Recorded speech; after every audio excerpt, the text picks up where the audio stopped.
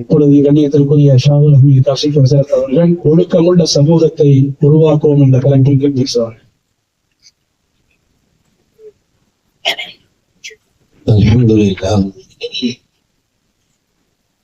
அல்ஹம்துலில்லாஹி ரப்பில் ஆலமீன் والصلاة والسلام على سيدنا محمد وآله وصحبه أجمعين. أما بعد فقد قال الله تبارك وتعالى في القرآن الكريم ففهمناها سليمان صدق الله العلي العظيم. السلام عليكم ورحمة الله وبركاته. அல்லாஹ் பெயருடன் சிறப்பான இந்த நிகழ்ச்சி வாலிபர்களுக்கென்று இது நடத்தப்படுகிறது என்று சொல்லப்பட்டது. ஒழுக்கம் உள்ள சமுதாயத்தை உருவாக்குவோம்னு சொன்னதுனால வயசானவங்களும் வந்துட்டாங்க. ஒழுக்கம் உள்ள சமுதாயமாக உருவாகுவோம்னு கொடுத்திருந்தா வாலிபர்கள் வந்துருப்பாரு. சொல்லும்போது அப்படிதான் சொன்னாங்க, ஒழுக்கம் உள்ள சமுதாயத்தை உருவாக்குவோம் தலைப்பு. வாலிபர்கள் உருவாங்க. இந்த பக்கம் பார்த்தா சின்ன பிள்ளைங்களா இருக்காங்க, இந்த பக்கம் பார்த்தா பெரியவங்களா இருக்கு, நடுவுல வாலிபர்கள். இன்ஷா அல்லாஹ் இந்த பிள்ளைகளை கையில எடுக்கணும். நாம ஒரு சில காலங்கள் இந்த மாதிரி பிள்ளைங்களை கை விட்டுட்டோம். அவர்கள் தான் இப்ப வாலிபர்களா இருக்காங்க. அவங்களை இன்னும் நம்மளால கொண்டு வர முடியல. அதனால இன்ஷா அல்லாஹ் ஒழுக்கம் உள்ள சமுதாயமாக இன்ஷா அல்லாஹ் நம்முடைய ஜெனரேஷனை உருவாக்குவோம் இன்ஷா அல்லாஹ். அதற்கு அலிரலியல்லாஹு அவர்கள் கூறக்கூடிய ஒரு அற்புதமான செய்தி. அலிரலியல்லாஹு அவர்கள் கூறுகிறார்கள், உங்களுடைய பிள்ளைகளை உங்களை போன்று உருவாக்கிவிட்டு செல்லலாம் என்று நினைக்காதீர்கள். உங்களுடைய பிள்ளைகளை உங்களை மாதிரியே உருவாக்கிட்டு போயிடலாமா, நம்ம கடையை கவனிச்சுக்கிற மாதிரி உருவாக்கிட்டா போதும் அப்படிலாம் நினைக்காதீங்க. சில ஊர்கள் எல்லாம் பாத்தீங்கன்னா டாக்டர் படிச்சிருப்பாரு, அவர் பிள்ளையும் டாக்டர் ஆக்கிடுவார். ஊரே பேசும், அவரும் டாக்டர், அவங்க பிள்ளையும் டாக்டர். அறிவியல் சொல்றாங்க, உன்ன மாதிரியே உருவாக்காத, உன்னை விட சிறந்தவர்களாக உருவாக்கி விட்டு. காரணம் அவர்களே சொல்கிறார்கள், உங்களுடைய பிள்ளைகள் உங்களுடைய காலத்திற்கானவர்கள் அல்ல, அவர்கள் வருங்காலத்திற்கான. வருங்காலத்தில் வரக்கூடிய சவால்கள், நீங்கள் சந்திக்கின்ற சவால்களை விட அது கடுமையாக இருக்கலாம். எனவே உங்களுடைய பிள்ளைகளை உங்களை விட சிறந்தவர்களாக உருவாக்க வேண்டும் இன்ஷா அல்லாஹ். ஆனா இன்னைக்கு ஒரே கால பெற்றோர்கள் நினைக்கிறீங்களா, அப்படி உருவாக்க முடியுமா? நம்மளை விட உயர்ந்தவர்களாக உருவாக்க முடியும். அந்த செல்போன் முதலீடு செய்தான் பண்ணுவாங்க, அதை பார்த்தாலே நமக்கு எரிச்சலாக என்ன செய்யவே புரியல. உருவாக்க முடியுமா என்ற அச்சம், ஆனாலும் இன்ஷா அல்லாஹ் உருவாக்க முடியும். அதற்குதான் இப்படிப்பட்ட விழாக்கள், மதரசாக்கள் அனைத்தும் நடைபெறுகிறது. இன்ஷா அல்லாஹ் நம்முடைய பிள்ளைகள் நம்மை விட எல்லா விதத்திலும் சிறந்தவர்களாக உருவாகுவார்கள். குர்ஆனில் ஒரு அழகான நிகழ்ச்சியை சொல்கிறார். தாவூத் அலைஹிஸ்ஸலாம் ஒரு தனிச்சிறப்பு அவர்களுக்கு இருக்கிறது. அது என்ன சிறப்பு என்றால், முதலில் நபியாகவும் அரசராகவும் இருந்தவர்கள் யாருதான்? முதல்ல தாவூத். அதற்கு முன்பெல்லாம் நபியாக மட்டும் இருப்பார்கள், அரசர் அவர் அரசராக இருப்பார். தாவூத் அலைஹிஸ்ஸலாம் அவர்கள் தான் முதலில் நபியாகவும் இருந்தார்கள், அரசராகவும் இருந்தார்கள். அதற்கு பிறகு சுலைமான் அலைஹிஸ்ஸலாம் நபியாகவும் தான் அரசராக. தாவூத் அலைஹிஸ்ஸலாம் அவர்களை அல்லாஹ் தஆலா நபியாகவும் ஆக்கி அரசராகவும் ஆக்கியதற்கு பல்வேறு காரணங்களில் மிக முக்கியமான காரணம் என்ன தெரியுங்களா? எதையும் சாதிக்க முடியும் என்ற துணிச்சல் அவர்களுக்கு இருந்தது. முடியாது அப்படிலாம் கிடையாது, முடியும், சாதிக்க முடியும். நம்முடைய பிள்ளைகளை நம்மை விட சிறந்தவர்களாக உருவாக்க முடியும், சாதிக்க முடியும் என்ற துணிச்சல் தாவூத் அலைஹிஸ்ஸலாம் அவர்களுக்கு அல்லாஹ் கொடுத்திருந்தார். அவர்கள் ஆரம்பத்தில் சாதாரண சிப்பாயாக இருந்தார்கள். தாலூத் என்ற அரசருக்கு கீழே. அந்த தாலூத் என்ற அரசர் ஜாலூத் என்ற மன்னனை எதிர்த்து போர் செய்வதற்கு வந்து நிற்கிறார்கள். ஜாலூத் என்ற மன்னனை முதல்ல போர்க்களத்துல பார்த்தா அவன் யார் பயந்துட்டாங்க? தாலூத் அலைசர் பயந்துட்டாங்க, அரசர் பயந்தார். இது இப்படி இருக்கான், இவனை எப்படி நம்ம நிறைய வந்துட்டான், பயப்படலாம். இப்படி ஒரு அச்சம் பயத்துல இருக்கும் போது தாவூத் அலைஹிஸ்ஸலாம் கேட்கிறாங்க, என்ன ஒரு மாதிரி கவலையா இருக்கீங்க? அங்க பாரு அவனை எப்படி இருக்கா, அவனை அடிக்க முடியுமா நம்மளால? தாவூத் அலைஹிஸ்ஸலாம் சொன்னாங்க, எப்படி இருக்காங்க, சாதாரணமா அடிச்சிடலாம், இப்படி இருக்காங்க அடிக்க முடியாதுன்னு இவங்க சொல்றாங்க. தாவூத் அலைஹிஸ்ஸலாம் சொன்னாங்க, இப்படி இருக்காங்க ஈஸியா அடிச்சிடலாம். எப்படி சொல்றீங்கன்னா, குறி வச்சு அடிச்சா குறியே தப்பாது. நிறைய பாருங்க, இவ்வளவு பெருசா இருக்கு, இப்படினாலும் இப்படினாலும் பட்டுருவோம் அப்படின்னு சொல்லிக்கிட்டே இருக்கும்போது உண்டிக்குள்ள கருங்கல்ல வச்சு அடிச்சாங்க பாருங்க. அவங்க இப்படி இவ்வளவு பெருசா தலை பொட்டி பொட்டு படிச்சு போட்டு அதான் சொல்றா தத்தல தாவூது ஜாலூத்த. தாவூத் அலைஹிஸ்ஸலாம் அவர்கள் தான் ஜாலூத்தை கொன்றார்கள். அந்த எதையும் சாதிக்க முடியும் என்று துணிச்ச அல்லாஹ் தஆலா அந்த தாவூத் அலைஹிஸ்ஸலாம் அவர்களை அவர்களுடைய மகனார் சுலைமான் அலைஹிஸ்ஸலாம் அவர்கள் எப்படி உருவாக்கினார்கள் தெரியுமா? தன்னை விட சிறந்தவர்களாக உருவாக்கினார்கள். தாவூத் அலைஹிஸ்ஸலாம் அவர்கள் அரசராகவும் இருந்த காரணத்தினால் பல்வேறு வழக்குகள் அவர்களிடத்தில் வரும். அந்த வழக்குகள், பிரச்சனைகள் அனைத்திற்கும் தீர்வை தாவூத் அலைஹிஸ்ஸலாம் அவர்கள் தான் சொல்ல வேண்டும். காரணம், நபியாகவும் இருக்கிறார்கள், அரசராகவும் இருக்கிறார்கள். அப்படி வந்த பிரச்சனைகளில், வந்த வழக்குகளில் ஒரு வழக்கை அல்லாஹ் குர்ஆனில் சொல்கிறான். அது என்ன வழக்கு என்றால், ஒருவர் திராட்சை தோப்புக்கு சொந்தக்காரர். திராட்சையை உருவாக்கிட்டார், நல்ல காய்த்து தொங்குகிறது, நாளை அறுவடை செய்ய வேண்டும், அவ்வளவுதான் மிச்சம். இன்றைய இரவு போய் தூங்கி எழுந்து விட்டு மறுநாள் காலையில வந்து பாக்குறாரு, ஒரு ஆட்டு மந்தை எல்லா திராட்சையும் சாப்பிட்டு கீழே உட்காந்து அசைச்சு. வந்தவருக்கு மேல வந்தா பக்கு ஆயிடுச்சு, கீழே பார்த்தா ஒரு நிம்மதி. என்ன இருக்கு? சாப்பிட்டா ஆடு சாப்பிட்டு போயிருந்தா ஒண்ணு பண்ண முடியாது, இங்கதானே இருக்கு. அப்படியே முடிச்சு வச்சிருந்தா யார் வருவா? ஆண்டுக்கு சொந்தக்காரர் சில நேரத்தில் வந்து விடுவார், நஷ்ட இடையே வாங்கி விடலாம். அப்படியே இருக்கும் போது கட்டாயம் வரா ஆடுகளை தேடிட்டு ஆடு சொல்றாரு, வந்தா என்ன உங்க ஆடு என்ன பண்ணி வச்சிருக்கு பாத்தீங்களா, கையோட பிடிச்சி ஆட்ட போயாச்சு. தாவூத் அலைஹிஸ்ஸலாம் போயாச்சு. விசாரிக்கிறார்கள், ஆடுகள் பகலில் சென்று மேய்ந்ததா இரவில் சென்று மேய்ந்ததா? எப்பதான் மேய்ந்தது? இரவில் மேய்ந்தால் நஷ்டை நீதான் கொடுக்கணும், ஹதீஸ்ல இருக்கு. இப்ப கூட கவர்மெண்ட் சட்டம் இருக்கு தெரியுங்களா? என்னன்னா மாடு ஆடு பகல்ல போய் மேய்ச்சிருச்சு வைங்க, நஷ்டையை யார் கொடுக்க தேவையில்ல, ஆட்டுக்கு சொந்தக்காரர் கொடுக்க தேவை. ஏன்னா ஆடு மாடு பகல்ல எதானே செய்வாங்க, தொடர்ந்துதான் விடுவாங்க. பாதுகாக்கிற பொருள் யாரு? தோட்டக்காரர் பாதுகாக்கணும். இரவாயிடுச்சுன்னா மாட்டை என்ன செய்ய கட்டணும், ஆடுகளை கட்டி வைக்கணும், அதுக்கு பொறுப்பு.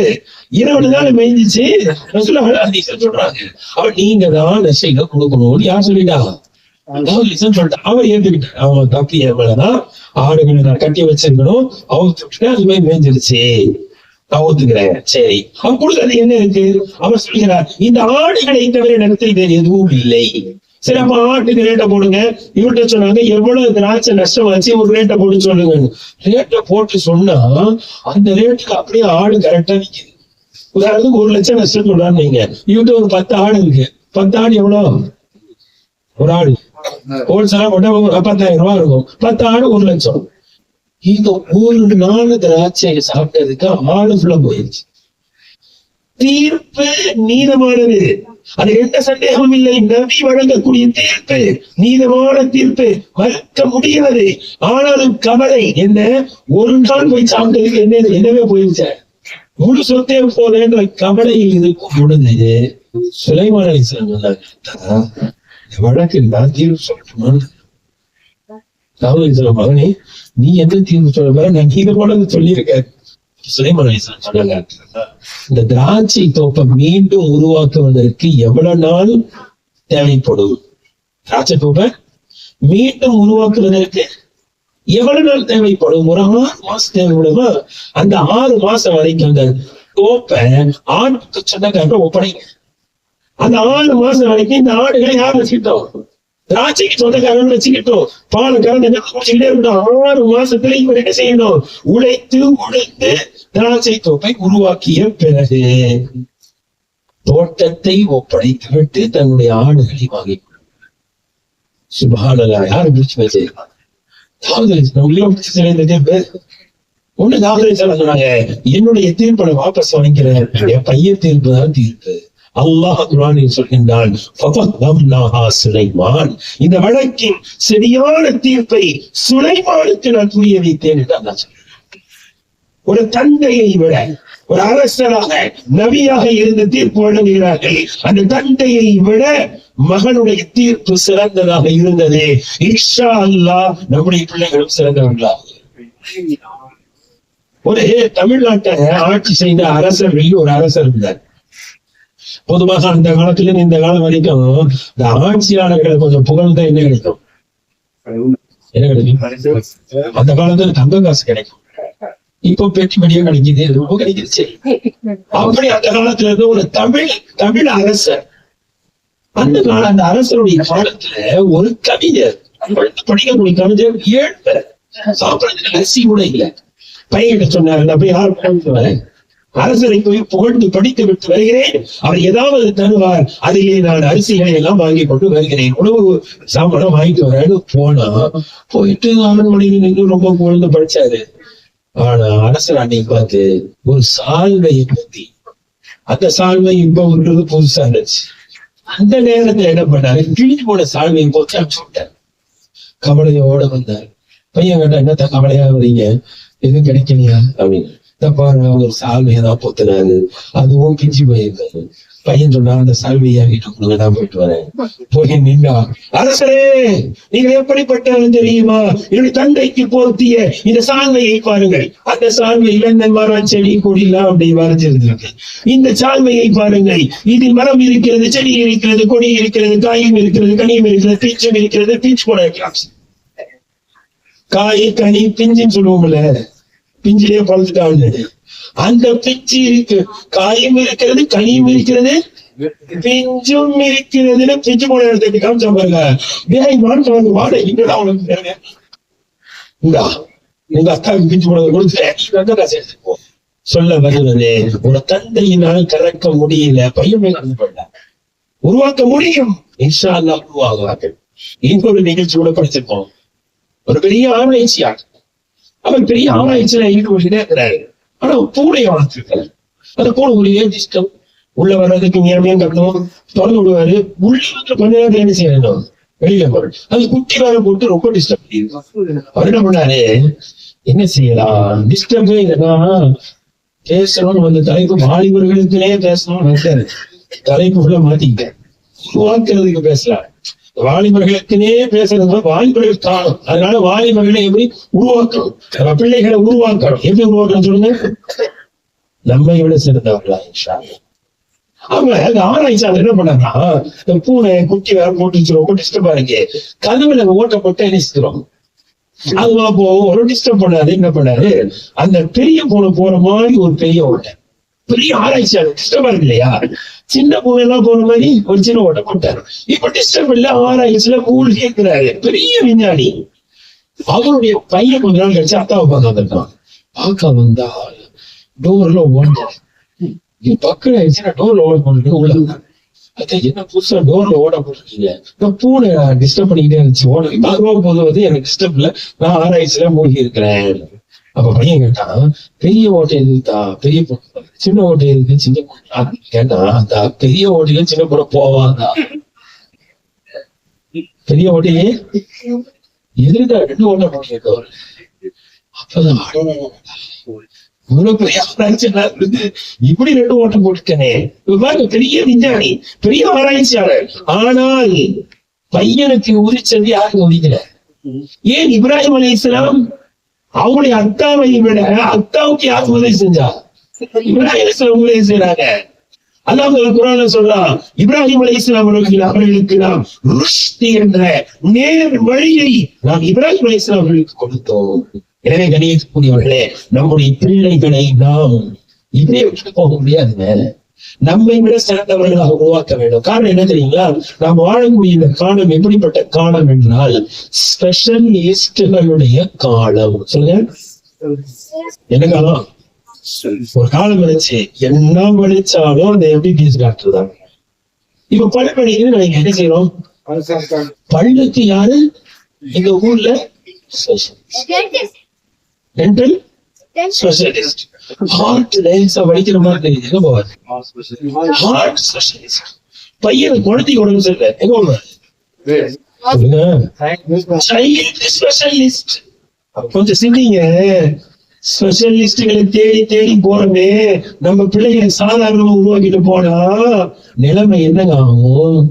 நம்ம பிள்ளைகளை இன்ஷா அல்லாஹ் தீனிலும் ஸ்பெஷலிஸ்ட், துனியாவில ஸ்பெஷலிஸ்ட் இன்ஷா அல்லாஹ். இப்படி உருவாக்குறதுக்கு என்ன செய்யணும் அப்படின்னா, பிள்ளைகளை அன்பாகவே அவர்களை வளர்த்து புரிய வைக்கணும். இஸ்லாமிய ஷரியத் என்பது லேசு. அல்லாஹ் சொல்கிறானே இல்லையா? அல்லாஹ் தஆலா இஸ்லாமிய ஷரியத்தை யுஸ்ரா, லேசாக ஆக்கி வைத்திருக்கிறேன். கணியத்திற்குரியவர்களே, நம்முடைய பிள்ளைகளை அல்லாஹ் எப்படி கொடுத்திருக்கிறான் தெரியுமா? வெள்ளை காகிதத்தை போன்று அல்லாஹ் கொடுத்திருக்கிறான். நாம் நினைத்தால் எதை வேண்டுமானாலும் எழுதலாம். சொல்லுவாங்க விஞ்ஞான ரீதியா குழந்தைகள் இருக்காங்களே, சில சமயம் தவறுகள் செய்வாங்க இல்லையா? தவறுகள் ஏன் செய்யறாங்க நம்ம நினைக்கிறோம் அப்படின்னா, தெரியாம செஞ்சுட்டாங்க. பிள்ளைங்க தவறு செஞ்சேன்னு சொல்லுவோம், தெரியாம செஞ்சுட்டாங்க அப்படின்னு சொல்றோமா இல்லையா? ஆனால் விஞ்ஞானம் சொல்கிறது தெரியாமல் செய்யவில்லை, தெரிந்து கொள்ள வேண்டும் என்று செய்கிறார்கள். பிள்ளைங்க தவறு செய்யறாங்களே, எதனால தவறு செய்யறாங்களா? தெரியாம இல்லையோ, தெரிந்து கொள்ள வேண்டும் என்பதற்காக தவறு செய்கிறார்கள். எனவேதான் ஒரு விஷயம், பிள்ளைங்க தெரியாம செஞ்சுன்னு விடக்கூடாது. தவறு என்று பிள்ளைகளுக்கு தெரியவில்லை, ஆனால் தவறு என்று நமக்கு தெரிகின்றது அல்லவா? அது தவறு நமக்கு தெரியும் இல்லையா? அதனாலதான் அல்லாஹ்வின் தூதர் ஸல்லல்லாஹு அலைஹி வஸல்லம் ஃபஜ்ர் தொழுகை நேரம் என்று சொல்லப்படுகிறது. ஃபஜ்ர் தொழுகை நேரம் தூக்க கலக்கமான நேரம். ஃபஜ்ர் தொழுகை போகும்போது இந்த ஓரத்தில் இருந்த சதகாவுடைய கரிசமரத்தை யார் எடுத்து வாயில போட்டா? ஹசன் ரலியல்லாஹு அன்ஹு வாயில போட்டார். நம்மள அதை வச்சு சோட்டா வச்சா சொல்லுங்க, சின்ன படம் ஒரு பேச்சம்பளம் ரசூலுல்லாஹி ஸல்லல்லாஹு அலைஹி வஸல்லம் கஸ் துப்பு கஸ்னு அர்த்தம், துப்புன்னு அர்த்தம் இல்ல, அப்படின்னா அர்த்தம். அதோட நேரத்தில் அவாய் தன்னால சலங்காவுடைய பேருந்து மனத்தை நாம் சாப்பிடக் கூடாது என்று உனக்கு தெரியாதா? எத்தனை வயசு நினைக்கிறீங்க? ரசூலுல்லாஹ் வஃபாத் ஆகும் போதே ஹசனுக்கு 7 வயசு. அப்ப எத்தனை வயசு? 4-5 வயசு. காரணம் தெரியுங்களா? அந்த அவங்களுக்கு தெரியாத சாப்பிடக்கூடாதுன்னு நமக்கு தெரியும்ல, நாம கண்டிக்கணும், அன்பான முறையில சொல்லி தரணும். கணியக்கூடியவர்களே, அப்ப இவர்களை நல்லவர்களாக உருவாக்கக்கூடிய பொறுப்பு நம்ம. ஹசன் ஹுசைன் ஹசன் பஸரி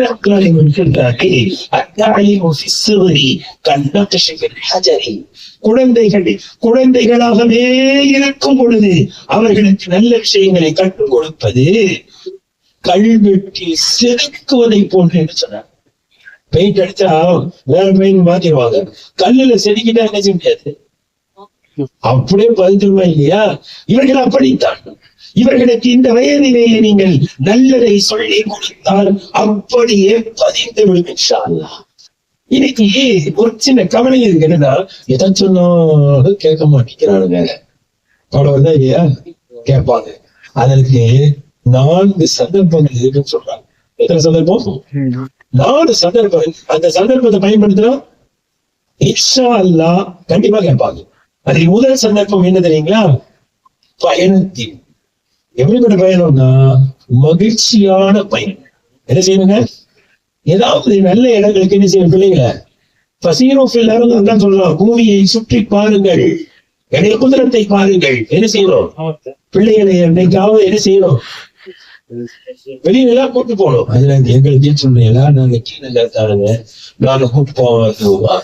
எப்படி கூட்டு போகணும் தெரியுங்களா? முறைகள் இருக்கிறது. ஊட்டிக்கு போறீங்க, எப்படி போகணும்? எப்ப போகணும்? எல்லாரும் போகும்போது நம்மளும் போகணும். குயின்ஸ்லாண்டுக்கு போறது எப்ப? எல்லாரும் போகணும். அது 30 விளையாட்டு போகும், 10 விளையாட்டுக்குள்ள வெளில போகணும். எல்லாரும் போகும்போது போனா அங்க பருதாணி பண்ண முடியாது, எல்லாம் சைத்தான் ஃபுல்லா வந்துருக்கும். அன்னைக்குதான் சைத்தான் போட்டுக்கிட்டு இருக்கோம். நம்ம பிள்ளைங்க எப்படி அங்க கூட்டு போக முடியும்? கிதாபுல எழுதியிருக்காங்க, யாரும் போகாத நாட்களை தேர்வு செய்து போக. எப்படி போகணும் தெரியுங்களா?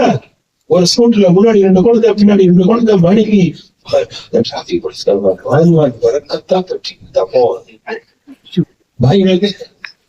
முன்னாடி 2 குழந்தை, பின்னாடி 2 குழந்தை, ஒரே பைக்ல போகக்கூடாது. என்ன செய்யணும் தெரியுங்களா?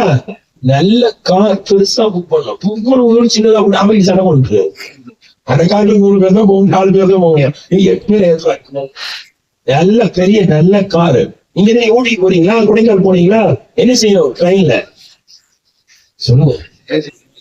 வசதி இல்லைன்னா சேர்த்து வைக்கணும், காசு சேர்த்து வச்சு கொண்டு போகணும். எதுல புக் பண்ணும்? அன்று சொல்ற புளி மூட்டை ஏத்துறமா ஏத்தக்கூடாது. அப்படியே சும்மா ஏசிய புக் பண்ணி அந்த கண்ணாடியை பார்த்துக்கிட்டே போகும்போது பையன் என்ன தெரியுமா செய்வான்? இது என்ன ஊருதா, அதான் அதுதான் இதுதான் கேட்பான்ல. கேட்கிறாங்க என்ன தெரியுமா இருக்கும்? நாம் சொல்வதை கேட்கிற மூடுங்க வந்துட்டான். இப்படிப்பட்ட பயணத்தில் நீங்கள் எதை சொன்னாலும் கேட்பாள். கார்ல கூட்டு போனேன். காருக்கு தமிழ்ல என்ன நிறைய தெரியுது, சில இடங்கள்ல கேட்டா தெரியல. பஸ்ஸுக்கு பேர் வந்து, காருக்கு என்னது பேரே மகிழுந்து. ஏன் தெரியுங்களா? அது டப்பா காரா இருந்தாலும் பஸ் பென்ஸாக இருந்தா கூட என்ன சொல்லுவோம்? பஸ்ல வந்தோம். அவன் என்ன சொல்லுவான்? நான் கார்ல வந்து. காருனாலே ஒரு மகிழ்ச்சி, அதுல உட்கார்லாம், அதுல கொண்டு போகணும். அப்படி மகிழ்ச்சியாக அழைத்து செல்லும் பொழுது இன்ஷா அல்லாஹ் நாம் சொல்வதை கேட்பார்கள். காரணம் தெரியுங்களா? ஹதீஸ்ல வருது, அல்லாஹ்வின் தூதர் ஸல்லல்லாஹு அலைஹி வஸல்லம் இப்னு அப்பாஸ் ரலியல்லாஹு அன்ஹு அவர்களுக்கு ஒரு அழகான உபதேசம் செய்தார்கள். எப்படிப்பட்ட உபதேசம் தெரியுமா? மனதில் பதிய வைக்க வேண்டிய ஈமானுடைய, அசைக்க முடியாத ஈமானுடைய பலத்தை போதித்தார்கள். சொன்னார்கள், மகனே உனக்கு நான் உபதேசம் செய்யட்டுமா, கேட்கிறாயா? கேட்டுவிட்டு சொன்னார்கள், அல்லாஹ்வை தவிர யாரையும் வணங்கக்கூடாது. நீ எதை கேட்டாலும் அல்லாஹ்விடத்தில் கேள். உனக்கு உதவி வேண்டுமா, அல்லாஹ்விடத்தில் தேடு. இது முழு உலகமே சேர்ந்து உனக்கு எதையாவது நஷ்டத்தை விளைவிக்க வேண்டும் என்று நினைத்தாலும் அல்லாஹ் நாடிய நஷ்டத்தை தவிர யார் எதை செய்ய, முழு உலகம் சேர்ந்து உனக்கு லாபத்தை கொடுக்க நினைத்தாலும் அல்லாஹ் எதை நாடினானோ அதை தவிர யாரும் உனக்கு எதுவும் செய்ய முடியாது. இதை நம்ம பல பயான்ல கேள்விப்பட்டிருப்போம். இந்த ஹதீஸ எப்ப சொல்றாங்க, இந்த ஈமான எப்ப போதிச்சாங்கன்னா, இப்னு அப்பாஸ் சொல்றாங்க, நான் ரசூலுல்லாஹி ஸல்லல்லாஹு அலைஹி வஸல்லம் சின்ன பிள்ளைங்க, 7 வயசு, ஒட்டகத்துல இந்த ரசூலை உட்கார வச்சுட்டு போனாங்க. ரசூலுல்லாஹி ஸல்லல்லாஹு அலைஹி வஸல்லம் மகளுக்கும் எனக்கு மத்தியில் யாரும் இல்லை. நான் யாருக்கு பக்கத்துல உட்கார்ந்தேன், ரசூலை புடிச்சுட்டு உட்கார்ந்துருக்கேன். அப்படி ஒட்டகத்துல நான் இந்த ரசூலை கூட்டு போகும்போது என்ன சொன்னாங்க? பதில் சொல்றாங்க, பயணத்தில் சொல்லுங்கள், உபதேசம் இன்ஷா அல்லாஹ். இரண்டாவது ஒரு சந்தர்ப்பம் இருக்கிறது. அது என்ன தெரியுங்களா? அது என்ன அப்படின்னா, சாப்பிடும் பொழுது. இரண்டாவது என்னது? எப்படி உலகில் ரீதியா நினைக்கலாம். ஒரு ஆளுக்கு ஒரு சிங்கிள் டீ வாங்கி கொடுத்துருங்க, அந்த டீயை குடிச்சு முடிக்கிற வரைக்கும் அந்த டீயை குடிக்கிற வரைக்கும் என்ன சொன்னாலும் ஒரு பிரியாணி வாங்கி கொடுத்துருங்க, அடுத்த வருஷம் வரைக்கும் அதுக்குள்ளேயே பிரியாணி போடுறது. அப்ப ஒரு பிரியாணி 1 வருஷம் வேலை செய்யுங்க. நான் என்ன கேட்கிறேன், நம்ம பிள்ளைங்களுக்காக வேண்டிதானே வாழ்றோம்னு சொல்றோம். ஒருத்தர் எங்க முகல்லால அல்லாஹ் நம்மள சொந்தத்தின் பூதலையா அவர் வந்து சொன்னாங்க, எனக்கு போன வாரமே ஆபரேஷன் பண்ண வேண்டியிருந்துச்சு, நான் தள்ளி போட்டுக்கிட்டேன், துவாச்சிங்க அந்த ஆபரேஷன் கேட்டாரு. அதை நினைச்சு ரொம்ப அழுக வந்துச்சு. என்ன சொன்னாருன்னா, ஏன் தள்ளி போட்டேன்னா, அல்லாவுடைய நாட்டம் 1 வாரம் வரைக்கும் உயிரோட இருக்கணும்னு அப்போல ஆபரேஷன் பண்ணாரு. அவர் சொல்லும் போது அழுதாரு. என்னன்னா, ஆபரேஷன் கூட ஆயிடுச்சு, அன்னைக்கு பார்த்து என் பையனுக்கு ஜோரம், சரியாகணும் ஜோரம். நான் டாக்டர் சொல்லிட்டேன், டாக்டர் என் பையனுக்கு ஜோரம் அடிக்குது, அடுத்த வாரம் ஆபரேஷன் தான், எனக்கு நான் அப்புறம் பார்த்துக்கிறேன். பையனுக்கு ஜோரம் அடிக்கும் போது ஆபரேஷன் பண்ண மனசு பாரு. அவர் சொல்ல வருவது என்ன? பிள்ளைகளுக்காகத்தான் வாழ்கிறோம் என்று சொல்கிறோம், பிள்ளைகளுக்காக வேண்டித்தான் சம்பாதிக்கிறோம். அழகா ஒரு கிதாப் எழுதியிருக்காங்க, பிள்ளைகள் பிறந்த பிறகு எந்த தாயும் தனக்காக சமைப்பதில்லை. உள்ள சாப்பிடணும்னு சமைக்காங்க. பிள்ளைகள் பிறந்த பிறகு எந்த தகப்பனும் தனக்காக சம்பாதிப்பதில்லை, பிள்ளைகளுக்கு. அப்போ ஒரு சிங்கட்டி இவ்வளவு வேலை செய்யல, பிள்ளைகளுக்காக வேண்டிதானே என்ன செய்யறோம். அவங்க நல்லா சாப்பிடணும், அவங்க நல்லா சாப்பிடணும், இவ்வளவு டேஸ்டா சாப்பிடணும், அதுதானே உழைச்சோம். அப்ப அந்த பிள்ளைங்க அந்த சாப்பாடு தூக்கி ஊட்டு போது நீங்க சொன்ன கேட்கக்கூடாதா? இன்னைக்கு கவலையான விஷயம் என்ன தெரியுங்களா? இன்னைக்கு நாம் நம்முடைய பிள்ளைகளோடு சாப்பிடுவதையே விட்டோம். இதுதான் கவலை. சாப்பிடுறதே இல்லைங்க பிள்ளைங்க. எனவே தயவு செய்து பெண்கள் ஒதுக்காங்க, வாரத்தில் ஒரு நாள் முடிவெடுங்க. அது எந்த நாளா இருக்கலாம், வெள்ளிக்கிழமை இருக்கலாம், இல்ல முடியலன்னா எதை எடுத்துருங்க, ஞாயிற்றுக்கிழமை கூட வச்சுக்கோங்க. அந்த ஞாயிற்றுக்கிழமை என்ன சமைக்கணும் தெரியுங்களா? நமக்கு என்ன பிடிக்குமோ அதை வாங்கிக்கலாம். சில பேருக்கு குடல் பிடிக்கும், பையனுக்கு பிடிக்காது, இவர் குடல் வாங்கி கொடுத்துருப்பாரு. அவன் ஞாயிற்றுக்கிழமை வீட்டுல இருக்கான், அவனுக்கு என்ன பிடிக்கும் அதை வாங்கி கொடுக்கணும். பிள்ளைங்களின் சேஷம் ஈரல் பிடிக்காது, இவருக்கு பிடிக்கும். சில பேருக்கு நான்கு பிடிக்கும், அதை வாங்கி கொடுத்துருவாரு, பையனுக்கு அது பிடிக்கவும் முடியாது. ஞாயிற்றுக்கிழமை எதை சமைக்கணும்? நம்ம பிள்ளைங்களுக்கு எது பிடிக்கும் அதை சமைக்கணும். பெண்கள் கவனிக்கணும், எப்படி சமைக்கணும் தெரியுங்களா? எப்படி சமைக்கணும்? பிள்ளைங்களுக்கு எப்படி பிடிக்குமோ அப்படி சமைக்கும். எடுத்து வைக்கும் போதே அடி பிடிச்சு சொன்னீங்க, சாப்பிட போதே அப்புறமா நீங்க சாப்பிட மாட்டேன்னா என்ன தெரியுமா கிதாப் எழுதியிருக்காங்க, டெக்கரேஷன் பண்ணணுமா, டெக்கரேஷன் பண்ணி எடுத்து வைக்கணுமா. அதை பார்க்கும் போது என்ன மூலம் அப்படின்னு சாப்பிடுற ஆசை வரணுமா. காரணம் எழுதியிருக்கிறாங்க உளவியல் ரீதியாக. காரணம் என்னவென்றால் நம்முடைய உடல் உறுப்புகளில் எந்த உறுப்பு சாப்பிடுகிறது, எந்த உறுப்பு சாப்பிடுது?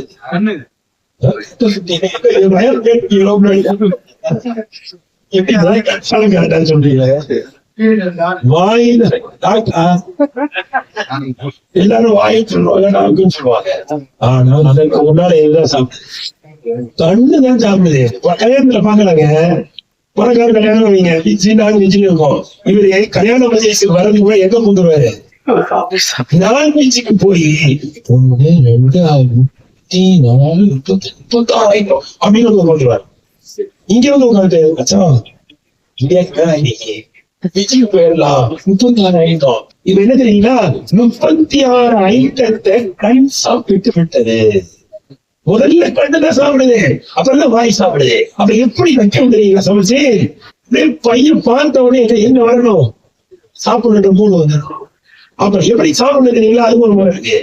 என்ன செய்யணும், ஊட்டி விடணும். ஊட்டி விடுவதற்கு ஒரு முறை இருக்கிறது. யாருக்கு ஊட்டி விடணும் தெரியுங்களா? ஆண் பிள்ளைகளுக்கு யார் ஊட்டி விடணும்?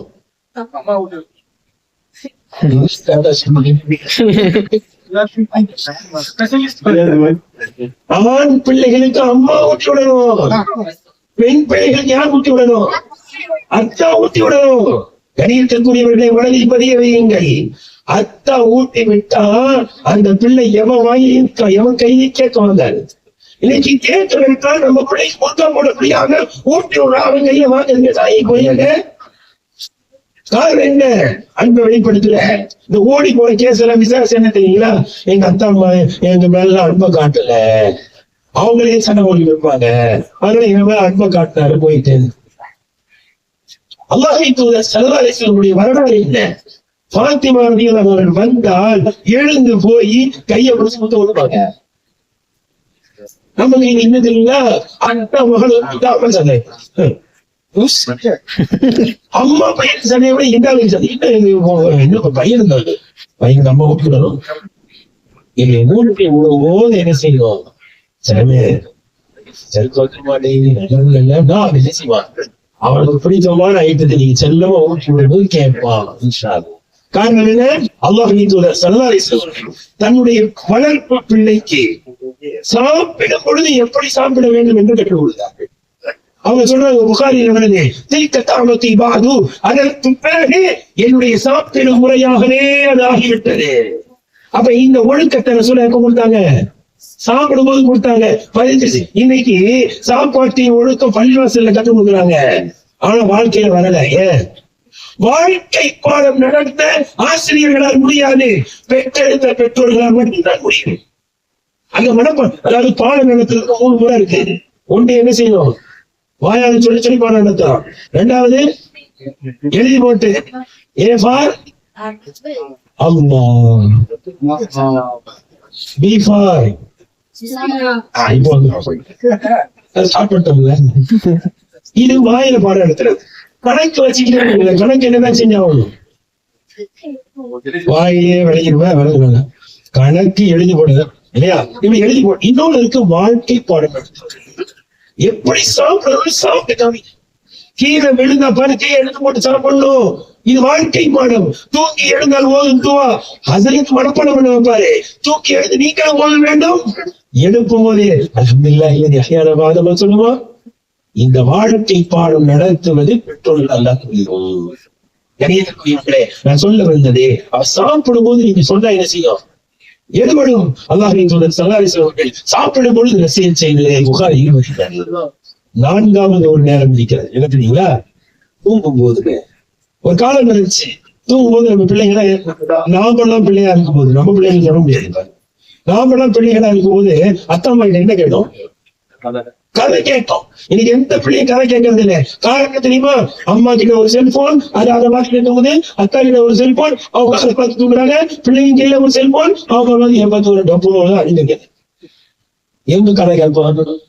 ஒரு நல்ல நேரம் எதையாவது கேட்கணும், எதையாவது காதல வாங்கணும், அப்படியே தூக்க வேண்டும், கேட்க வேண்டும் என்ற சிந்தனை இருந்தது. அந்த நேரத்தை பயன்படுத்தி சஹாபாக்களுடைய நல்ல நல்ல கதைகளை, சாலிஹீனுடைய நல்லவர்களுடைய அவுலியாக்களுடைய இறைநேசர்களின் கதைகளை சொல்லி தூங்க வைத்திருந்தால் என்ன நடந்தது தெரியுங்களா? காலையில் எழும்பும் வரை அதான் ஓடிட்டாரு. நல்லா பாருங்க, எதை சிந்திச்சுக்கிட்டே தூங்குறோமோ எழுந்தவனே அதான் ஞாபகம். அது ஒரு சந்தர்ப்பம், அதை பயன்படுத்த. கேட்கிறாங்க, கதை சொல்லுங்க. அது அப்ப கேட்கிற 3 பிள்ளைங்க வந்துட்டாங்க. நான்காவது ஒரு சந்தர்ப்பம், நேமகா டைம் முடிய போது நினைக்கிறேன், முடிச்சிடறேன். நான்காவது ஒரு சந்தர்ப்பம் என்ன தெரியுங்களா? அல்லாஹ் நம்முடைய பிள்ளைகளுக்கு நோயற்ற நீண்ட ஆயுளை அல்லாஹ் தருவாரா.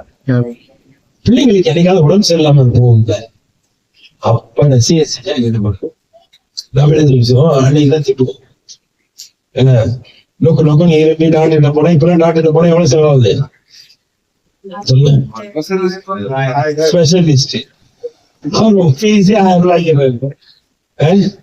ஸ்பெஷல் 1000 ரூபாய் மாதிரி, இந்த 1000 2000 கூட்ட உட்கார வச்சு 2000 ரூபாய் செலவு போனேன். ஐஸ்கிரீம் சாப்பிடாத கேட்டியா? அவனே அன்னைக்கு லோக்க இரும்பி வாழெல்லாம் சொல்லி அமைதியா நல்ல மாதிரி உட்காந்துருக்கான். ஜோரம் கொதிக்குது, சேட்டைதான் இல்ல. சேட்டை செய்யாத பிள்ளைய உட்கார வச்சுக்கிட்டு என்ன செய்யறோம்? திட்டிக்கிட்டு இருக்கிறோம். புரிஞ்சுங்களா? அப்ப என்ன தெரியுமா சொல்றோம்? 2000 எனக்கு கஷ்டம் சொல்ல, நீங்க தூக்கமே எனக்கு உண்மையா இல்ல. சாபாக்கள் நிகழ்ச்சி சாமி வந்து சொல்ல இல்ல, நீண்ட சம்பவம் நான் சொல்ல விரும்பல, பெரிய சம்பவம், அழகான சம்பவம். அவர் வந்து சொல்லும்போது சொன்னாரு, யாரும் சொன்னா என் பையன் அவன் காசு எடுத்துட்டு உங்ககிட்ட ரிப்போர்ட் பண்றான். ஆனா மகனே, நீ சிறு குழந்தையாக இருக்கும் பொழுது ஒரு நாள் ஜுரம் வந்தது. அல்லாஹ் எப்பொழுது மரணத்தை விதித்தாலோ அப்பொழுதுதான் மரணம் வரும் என்ற விதியின் மீது நம்பிக்கை இருந்தாலும் அந்த ஜுரத்தால், அந்த காய்ச்சலால் நீ மௌத்தாகி விடுவாய் என்ற அச்சத்தை நான் இரவு முழுவதும் தூங்கவில்லை. மகனே, உனக்கு அடிச்சுதா எனக்கு அடிச்சுதா தெரியலடா, உனக்குதான் அடிச்சுதா எனக்கு அடிக்குதான் தெரியல. அப்படிதான் வளர்ந்து நீ இன்னைக்குன்னு செய்ற என்னை வந்து சிறு சிறு பேசுறதுதான் எனக்கு பகரம தர சொல்லிட்டு அவர் சொல்லுவாரு, நான் உனக்கு உபகாரம் செஞ்சனா இல்ல நீ பேசுற பார்த்தா நீ எனக்கு உபகாரம் செஞ்சேன்னு தெரியல அப்படின்னு சொல்லுவாங்க. அப்பதான் சொல்லுவாங்க, அவர் சட்டை எப்படி சொல்லுவாங்க, இந்த கையில சட்டை எப்படி சொல்லுவாங்க, அந்த ஒரு நாளுக்கு அது அப்படின்ட்டு நீ உன் சொத்து செலவு ஃபுல்லா தந்தைக்குதான், அதுல இருந்து சட்டமே எடுத்தாங்க. திருண்டா என்ன செய்யணும்? கையை வெட்டணும். அக்கா பையன் காசை திருண்டா கையை வெட்டக்கூடாது. ஏன்? அவர் காசுதான் அவர் எடுத்திருந்தாரு, அடுத்தவன் காசை எடுத்தாதான் கையை வெட்டணும். தெரியக்கூடிய சொல்ல என்ன சொல்லுவேன், உடம்பு சரியில்லாம இருக்கும்போது அவனுக்கு என்ன செய்யணும்? கீழே விழுந்துட்டு நாலு தையல் போட்டு வந்துருப்பான். கூடாது அந்த நேரத்துல பாப்பா தையல் போடும்போது நன்றைக்கு உண்மை என்னன்னு சொல்ல போறோம். ஆம்பளை பையன் சுழல் போடும்போது டாக்டர் கால பிடிக்கணும், அதுதான் என்ன செய்ய மாட்டாரு, நீ போடணும் அப்படின்னு கூட யாரையா கூப்பிட்டு, ஏன்னா அந்த பையன் காலை பிடிச்சு இந்த சுண்ணத்து உணர்வு அந்த குழந்தை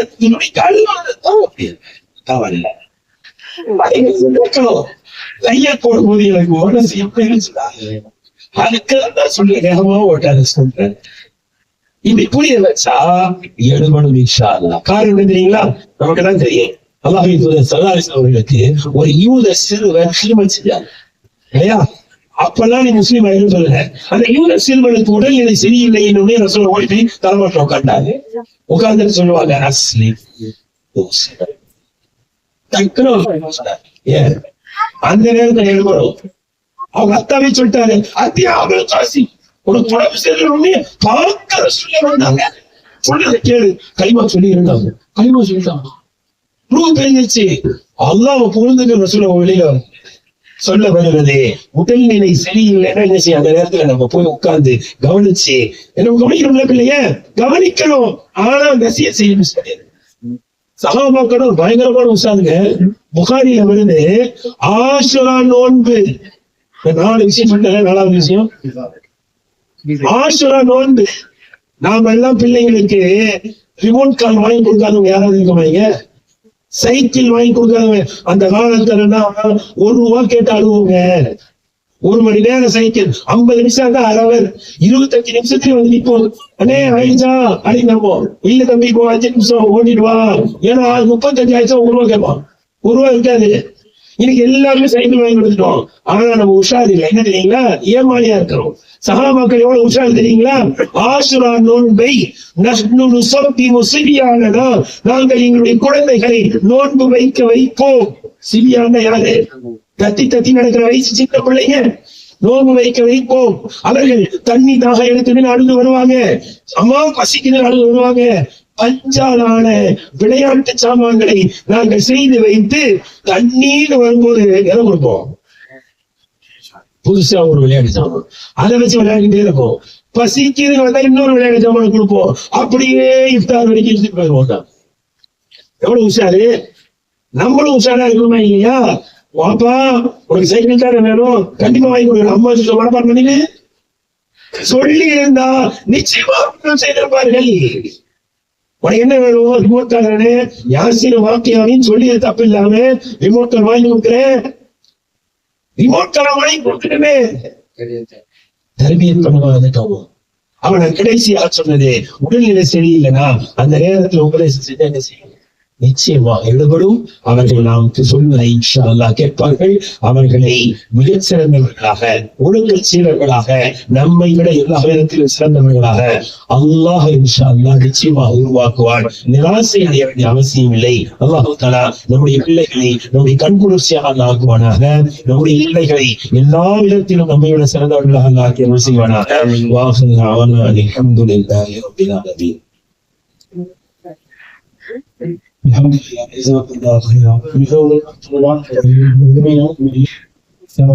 மிக முக்கியமான விஷயங்களை பரிமாறி இருக்கிறாங்க. ஒவ்வொரு புத்தகம் நம்முடைய பிள்ளைகளை இது போன்ற வாய்ப்புகளுக்கு ஆளாக்குவதற்கெல்லாம் தோல்வி செய்வாங்க. சொல்லுவாங்க ஒரு வயது